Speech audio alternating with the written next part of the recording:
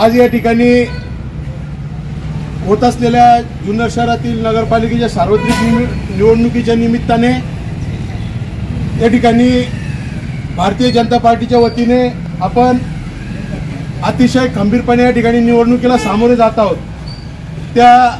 सार्वत्रिक निवडणुकीच्या निमित्ताने मतदारांचा असलेला संपर्क ठेवण्याच्या उद्दिष्टाने आणि असलेले सर्व कार्यकर्ते या सर्वांसाठी आपण या ठिकाणी भारतीय जनता पार्टी जुन्नर शहराचं निवडणुकी पुरतं मध्यवर्ती कार्यालयाची निर्मिती या ठिकाणी आपण सन्माननीय आपल्या नेत्या आशाताई बुचके, त्याचप्रमाणे संतोष नाना खैरे, गणेश भाऊ कवडे, जुन्नर शहरातील माझे मार्गदर्शक संजय भैया परदेशी, आनंद शेख परदेशी या सर्वांच्या मार्गदर्शनाखाली आणि जुन्नर शहरातील पदाधिकारी रोहित शेठ परदेशी, सचिन शेठ कत्री या सर्वांच्या सोबतीने या ठिकाणी आपण मध्यवर्ती कार्यालयाचे या ठिकाणी आपण उद्घाटन सन्माननीय आपल्या नेत्या आशाताई बुचके यांच्या शुभ हस्ते आपण केलेले आहे। या ठिकाणी आपण भारतीय जनता पार्टीच्या वतीने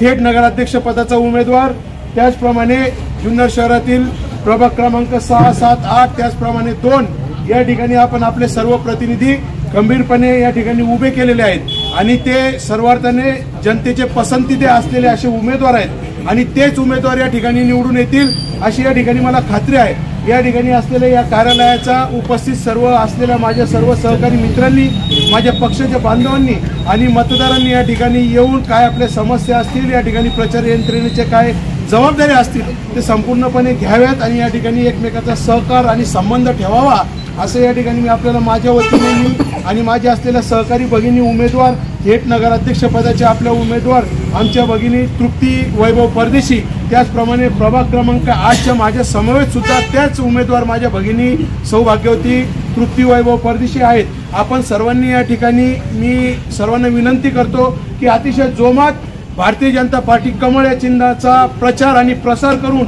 येत्या 3 तारखेला प्रचंड बहुमताने या प्रभाग क्रमांक 8 मध्ये थेट होत असलेल्या नगराध्यक्ष पदाच्या निवडणुकीमध्ये भारतीय जनता पार्टीचा उमेदवार प्रचंड बहुमताने निवडून द्यावा आणि त्यासाठी सर्वतोपरी प्रयत्न करावे आणि येणारे 10 ते 12 दिवस प्रत्येक असलेल्या कार्यकर्त्यांनी प्रचंड अशी मेहनत घ्यावी जेणेकरून शहरामध्ये कमळ फुलण्यास कोणत्याही प्रकारची आपल्याला अडचण राहणार नाही अशी सर्वांकडून अपेक्षा व्यक्त करतो आणि थांबतो। जय हिंद, जय महाराष्ट्र। त्यांनी माझ्यावर जुन्नर शहराची जबाबदारी आता दिली आहे, नगराध्यक्ष पदाचा अर्ज दाखल करून ती जबाबदारी जी आहे आम्ही सगळं मिळून